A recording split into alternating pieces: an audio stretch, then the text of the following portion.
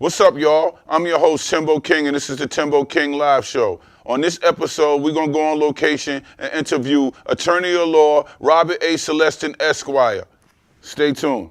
I don't care if you young, old, just coming out, coming back out. The record. If you ain't got that record, always about the record. What's up, y'all? I'm Timbo King, your host for Timbo King Live Visual Podcast, where we move and shake with the movers and shakers of the music business. We in depth right now with Robert A. Celestin, attorney of law of the music business. What's going on, Bob? Good to see you, Timbo. We go way back from Bad boy. You already know. Shout out to P. Diddy, Andre Harrell, that whole family out there. Right now, you know, I got this visual podcast, and we interview the movie. Congratulations on that, man. Oh yeah, thank you, man. You know you're the attorney of me anyway, you know, for the Timbo King Live Show. Basically, we go in depth with the music business, how we speak to the promoter, we speak to the booking agency, we speak to the journalist, and now we're speaking to the attorney, the person that handles all the legal counseling for that artist or actor or athlete. How long you been in the music business? Wow, man, you're gonna make me tell Nah, briefly. I am, so I'm an entertainment attorney. I'm based here in New York City.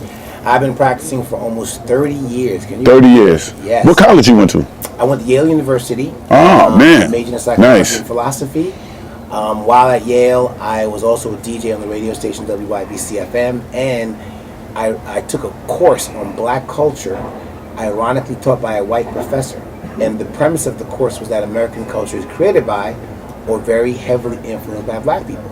So you have to remember, at the time that I was in college, hip-hop was in its infancy. I would come home, breakdancing was going on. I would sneak going up to parties up in the Bronx. You know. Where you from? I'm from Brooklyn. I'm nice. Integrated in Brooklyn. Nice. So this course kind of put it all together and kind of made me understand this culture of hip-hop that was manifesting itself, and made me understand that it was a culture. It wasn't just a fad. And, you know, armed with that information, I said I want to be involved in the business, the product of which is primarily created by my people, and that's the music industry. Yes. So, because I was also on the radio station on WIBC, a lot of record industry promoters would come from the major labels to New Haven to pitch me their music and get me to play it, add their new music to my playlist. And I developed a relationship with them. And when I got to be my senior year, you know, I was thinking about becoming a DJ around the country. You know, you got to go. You can't start in New York. I wanted to start at WBLS, but you couldn't start at WBLS. You have to go and start at a radio station in somewhere in Iowa or whatever. And like a mom and papa radio station. Yeah, work your way up to New York. Okay. And I really wasn't with that. And a couple of the record label executives suggested that I think about going to law school. And I said, well, why you say law school? He said, well, you know, lawyers run the music business. And I was like, oh, I didn't Which is true. That. Lawyers and accountants. Correct. So at the end of the day, I was like, well, you know what? You know, let me look into it. And ultimately, I decided to go to law school. I went to Columbia University around 116th Street. Spent 3 years there. Graduated. I worked in a corporate law firm for a couple of years. During that time period of time, New York is popping. What year was this? Give them a breakdown. So I graduated from law school in 1984. Okay. At that time, you know, Spike Lee soon thereafter released "She's Gotta Have It." Nice. Russell Simmons was starting. Had already started Russell sold a label, REL. Def Jam, yes. All these different things. So it was an exciting time, you know, to be young and black. So you was right there in the beginning of everybody's it was dope.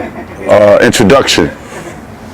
In the beginning of everything, and then at the time, I met a guy named Andre Harrell. As you know. Shout out to Andre. Shout out to Andre Harrell. And he started a company called Uptown Records. Nice. He asked me to come. You was Andre's attorney? Yes, I was. Nice. I was the attorney for Okay, the Uptown company was Records. attorneys. Okay. I was the vice president and general manager of the company and helped sign some of the artists like Mary J. Blige, Jodeci, Nice. Heavy Nice. Duty. You did the Notorious B.I.G. deal? I did not do the Notorious B.I.G. deal because he ultimately ended up doing a deal with Arista. Okay. Directly. But I was there when Puffy was an intern. Okay. And I left after that. I went to work for a company called Untouchables Entertainment with DJ Eddie F. Nice. Who was the DJ for Heavy D and the Boys. We had a joint venture with LaFace Records with L.A. Reid.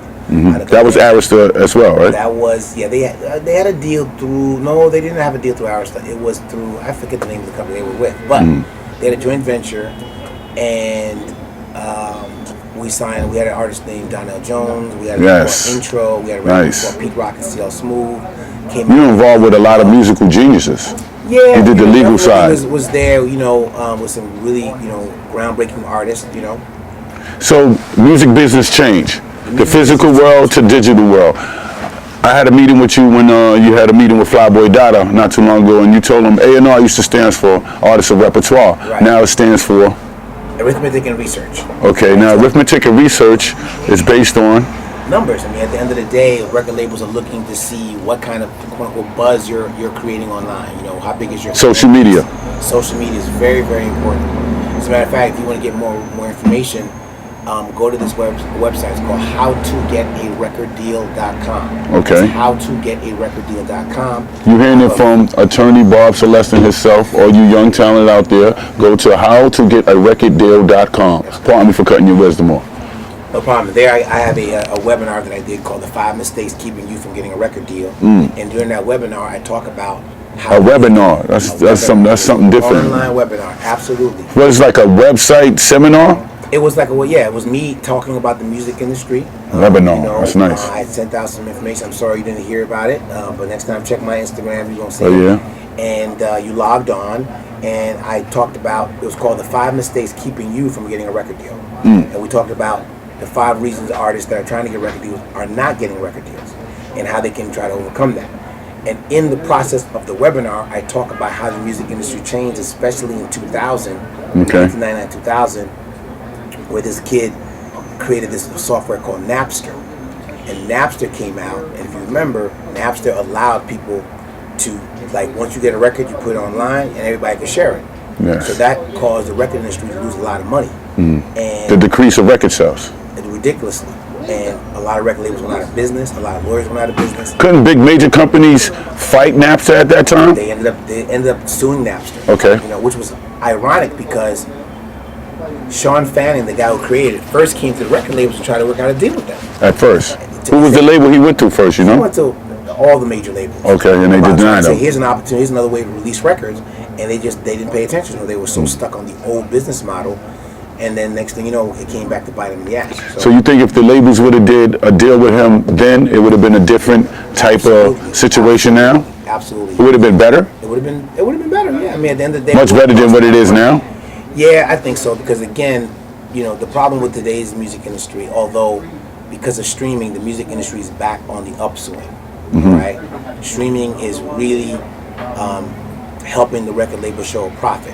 When they show a profit, what does that mean? They go and want to sign more artists. Okay. When they It's sign lucrative more now. artists, that helps attorneys like me get more business because artists need lawyers to represent them. So who are your new clients now in this day of time? I represent artists like Designer, Bong. X Tentacion, Bong. Tekashi 6ix9ine, Bong. Fat Boy SS. So you have all the young new talent right now. Well, some of them, there's a lot more young talent out here, but I got my fair share that I'm working with. That's nice. And I see they all New York-based artists that you have, all the new New York X is out artists. of Florida. Oh, X is out of Florida. Okay. Yeah, but a lot of them are New York. Designers from New York. Tekashi's also from New York. New York is definitely making a comeback. Nice. So you like the head Miyagi of the attorney law for them? I don't know about all that, but I try to make sure that they get the best deals possible. I try to Okay. make sure that they don't get taken advantage of. I make sure that they're protected. I consider myself a culture. I try to protect the culture creators. So you like a sculpture, like you're like the sculpture culture, the sculpture maker. Yeah, the sculpture culture. Because you got culture vultures, so you got the culture sculpture. You're sculpting them and molding them to be protected. On the legal and business side. Yes. I'm not going to talk about their creativity. They got that Okay. on wrap. Okay. My job is to make sure that they can profit from the creativity. Nice. That they have control over their creativity. Nice. And that they end up becoming young, rich men. And if they decide that they don't want to do this anymore, they chilling. Nice. That's my hope for all my clients, is that when they get the money, they're chilling. You hear the advice. Don't spend your money crazy. I want you all to be chilling, because you never know how long this is gonna last. Tell me about it. I've been in the music business years, months, and days. So you have your ups and downs. I appreciate this, man. Timbo King Live by Celestin, attorney of music business for many years, months, and days. Bob Celestin. All right. My Hit brother. me up on my website, www.raclawfirm.com. Yes. Hit me on the gram at Bob, B-O-B, Celestin, Celestin, and then go to howtogetarecorddeal.com and check out that webinar. Tell me what y'all think. You heard it. Timbo King. Timbo King Live. Peace. Peace.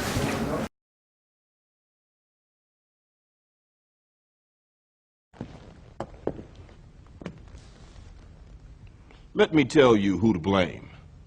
Blame the boy lying at your feet, his body oozing life through the hole in his stomach where the bullet tore him apart. Blame him for challenging you, for not looking away and for not backing down when you pulled out the gun. Blame your mother for bringing you into this world when she was but a kid herself and for dragging you up, not bringing you up. Blame society for not giving you hope. Blame your father for not being there, the man who looked after himself instead of looking after you. Blame the gun in your hand for making you a target, for making you more likely to be picked on. Blame the dead boy, blame your mother, blame society, blame your father, blame the gun, blame anyone but yourself for not being strong enough to put down the gun, to break the cycle.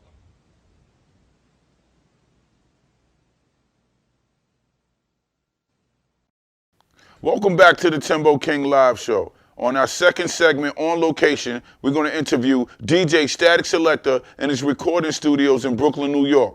It's the Timbo King Live Show.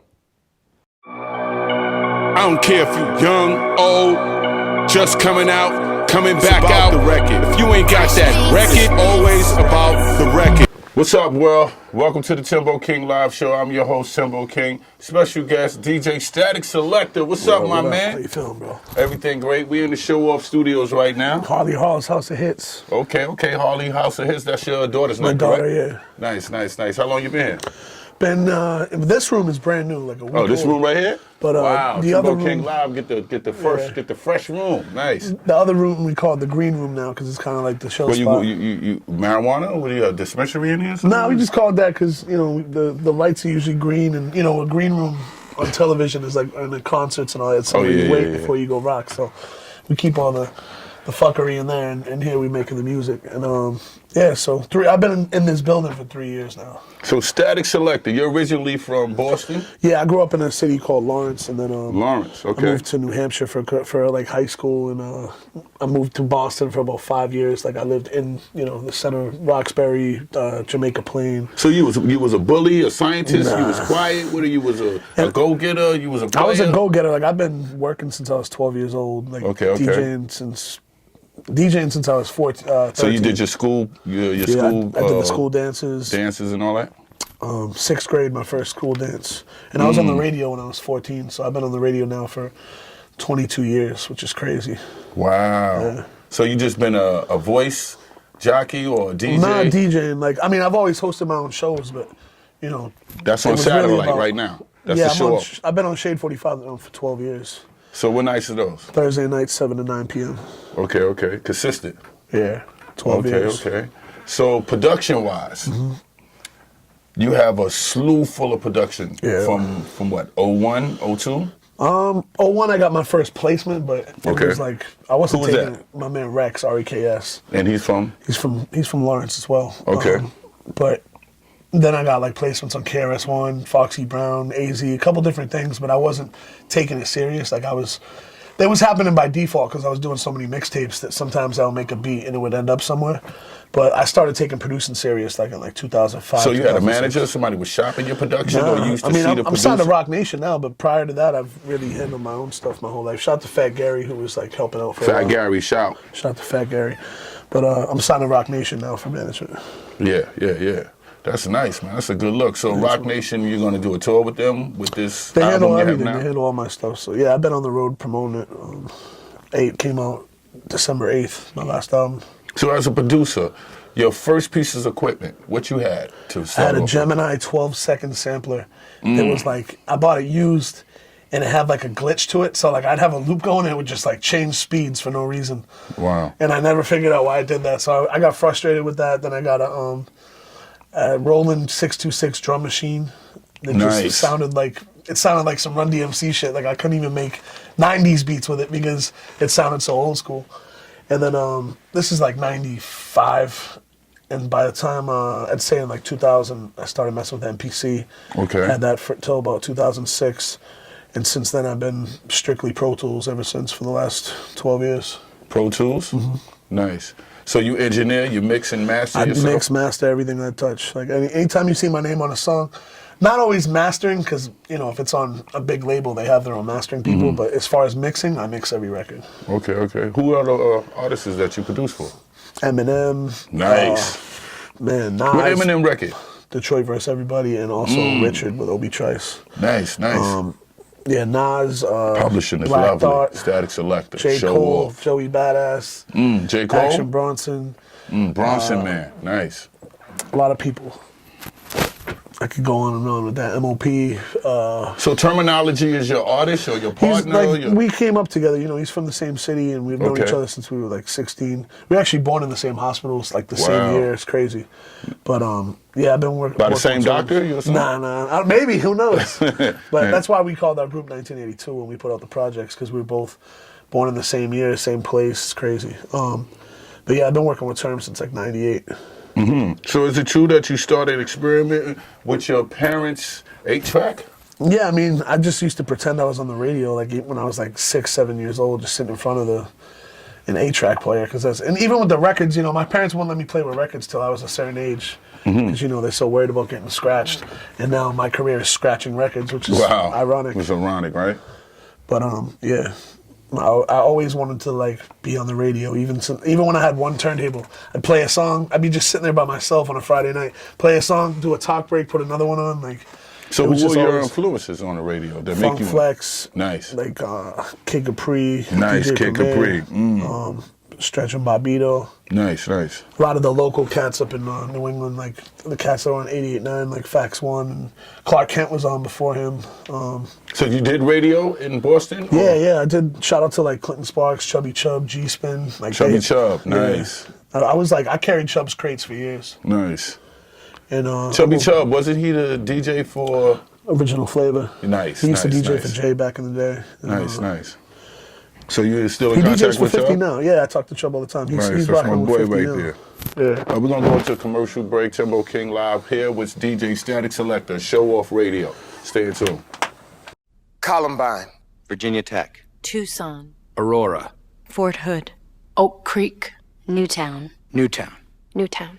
Newtown. how many more? How many more? How many more colleges? How many more classrooms? How many more movie theaters?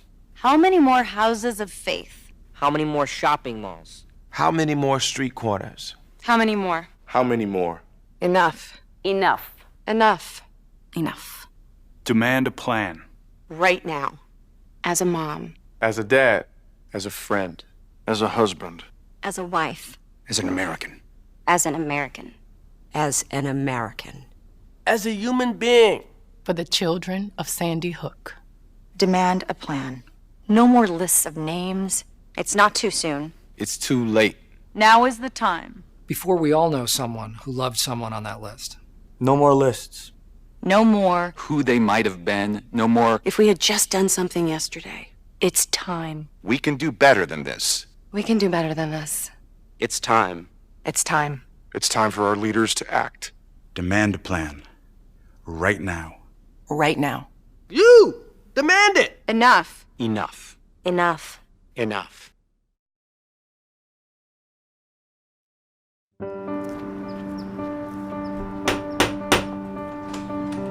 Good morning. I'm here to read you your rights. My what? We are all free and equal. Don't discriminate. You have the right to life.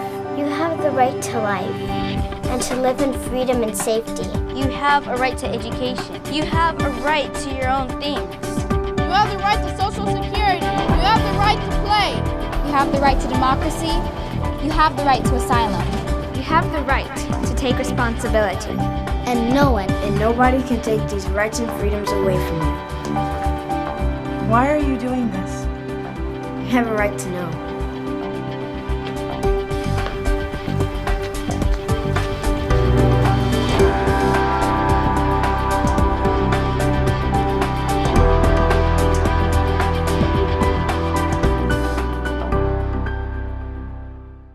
So, yo, Statik, let me ask you a question. Far as new producers, what do you got to tell them? Young producers coming up in the game. Try not to make what's hot right now, because, you know, what's hot right now is not gonna be hot next year, and, you know, get into it for the love of it. Because I got, you know, when I got into music, I've been in music. Yeah, because you got your own sound.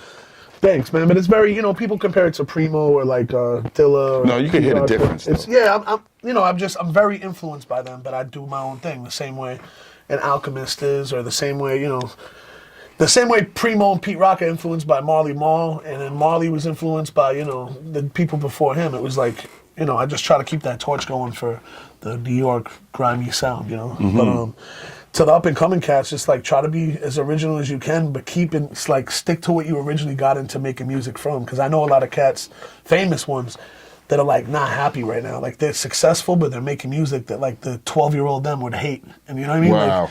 Like, they wouldn't probably even make it. Yeah, for real. That's crazy. Just so stick out to of that all sound. the artists that you work with, who are your favorites though? Like, because you have a bunch of working artists. with Black Thought is like always. Yeah, Black Thought. His breath control is incredible. Though. He's the one-take king. Oh yeah? Like my old crib when I lived in Bushwick, down the spot. He came to my crib. He was like, "You ready?" I'm like, "Yeah." Press record. He spit 32 bars in one take and was like, "Yo, I'm out." Like he was in my house for 3 minutes, and it was like one of his most classic verses ever. Like he calls it one of his. That was on your album? Bird's Eye View. Yeah. Wow. So Black Thought out of everybody. Yeah, Black Thought. You got some production on this new album, or he's on your new project? We got some stuff coming. Yeah. So you have the new album out. How long has it been out right now? It's been out since December 8th. Okay, it's fresh. It's still fresh. So you got a tour for it? You about to go on tour? Yeah, I'm always on. I'm always bouncing around. You're supposed to be in Japan right now, right? Yeah, some ran into some technical difficulties with the promoter, but I'll be out there soon. Japan's one of my favorite places. So this liquor right here, this is. Yeah, I've been working with this company, new equipment, Siempre. right? You know, I partnered up with them, and I'm going to be handling a lot of the East Coast. You know, connecting the dots, getting in the right spots, and I'm excited because it's brand new. I take my tequila serious, and that's it won a lot of awards last year. It's very smooth. It's good, better than Patron and all that. So you a big fan of alcohol? Fortunately, but yeah, you know, it definitely spices up the studio sessions. You know, when we were just talking earlier, you said you like to mix when you like a couple of drinks in you. Yeah, I mean, it's like a different kind of motivation, you know what I mean? I'm not as big. You think it enhances? Like I smoke weed, but like it's not, that shit makes me tired, you know what I mean? Tequila makes you wake the fuck up. So you think it enhances your levels? Some people, with me, I think it definitely helps out. I've definitely got opportunities in my life at the bar many times. Because, you know, you mingle more, you're more social and all that stuff. Yeah. That's how we connected, a matter of fact. But I've been, you know, now that I got the kid at home, I don't drink at home at all. Like, that's strictly for the How old is your daughter? She's going to be 3 in July. 3, Yeah. Nice. She's walking, though. She's working. Oh, she's talking. She's probably, really smart. She's ice skating. She was ice skating today. She was swimming yesterday. She graduated her class. Like, she's already going to school. Yeah, you got a millennium baby. They ready already. Everything is just straight out. It's ready to mind-blowing. ride a bike. When I think about what I was like when I was 2 years old, I picture myself like just drooling in a crib. Like these kids. Do you think she know like, whose her father is? Like, my father's. Yeah, we'll be walking down the street and she'll like, you know, I have a couple like murals out here with my album. She'll walk by, she'll be like, "Daddy's album." Like she knows. She's That's really nice. smart. At 3 years old. That's nice. So the studio's named after her. Yeah, Harley Harl's House of Hits. You know, it's influenced by Marley Marl's House of Hits, but Harley Harl's. And I sent him an email when she was born, like kind of asking for the cosign to do that. Shout out to Marley Marl came in? Nah, he hasn't been here yet. I got to get him over here. I just seen him though recently.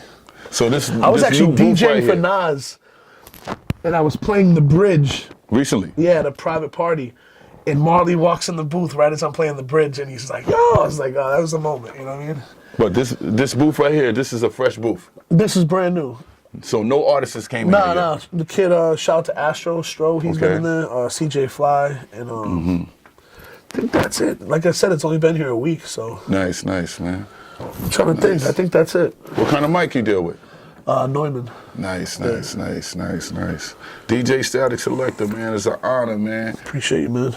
Thank you very much, man, for your time, man. Thank you. Timbo King Live, DJ Statik Selektah. Oh, yeah, by the way, man, give out your social media, man. At Statik Select with a K, Spell my name Bomb. right, Statik across the board. Statik Selektah. You heard it from himself. Timbo King Live. Stay in tune. This is the Tim King Live Show. On today's new artist spotlight, Flyboy Dada, Hank Entertainment. Let's go.